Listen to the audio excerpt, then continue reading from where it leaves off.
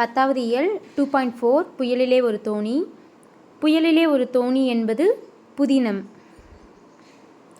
புயலிலே ஒரு தோணி என்னும் புதினத்தின் ஆசிரியர் பா. சிங்காரம். வட இந்திய பெருங்கடலில் உருவாகும் புயல்களுக்கு பெயர் வைக்கும் நடைமுறை தொடங்கப்பட்ட ஆண்டு 2000. இலங்கை தந்த புயலின் பெயர் கஜா. கப்பித்தான் என்பது எதை குறிக்கிறது? தலைமை மாலுமி. தொங்கான் என்பது எதை குறிக்கிறது? கப்பல். புலம்பெயர்ந்த தமிழர்களை பற்றிய முதல் புதினம் புயலிலே ஒரு தோணி. தென்கிழக்காசிய போர் மூண்டதில் மலேசியா, இந்தோனேசியா பகுதிகளில் நிகழ்வதாக உள்ள கற்பனை படைப்பு புயலிலே ஒரு தோணி.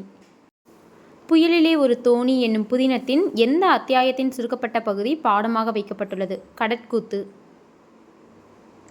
பா. சிங்காரத்தின் ஊர் மற்றும் மாவட்டம் சிங்கம்புணரி, சிவகங்கை. பா. சிங்காரம் எதற்காக இந்தோனேசியா சென்றார்?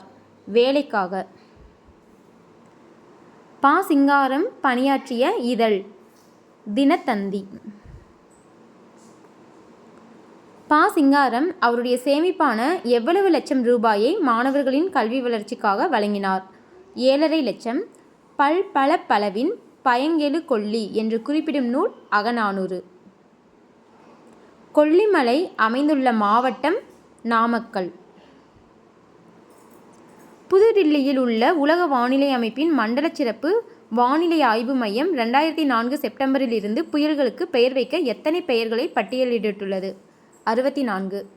பெய்ட்டி புயலின் பெயரை தந்த நாடு தாய்லாந்து. புயலுக்கு இந்தியா தந்துள்ள பெயர்களில் 4 பூதங்களை கண்டறி.